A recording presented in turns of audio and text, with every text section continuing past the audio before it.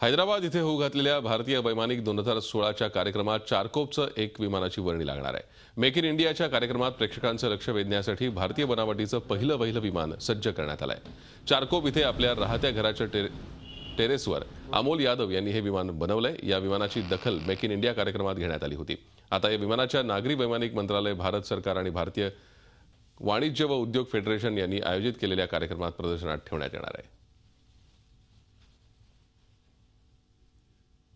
मध्ये जेव्हा आपण हे विमान एक्झिबिट केलं तेव्हा बऱ्यापैकी लोकांना माहिती मिळाली माझ्या ह्या प्रकल्पाबद्दल।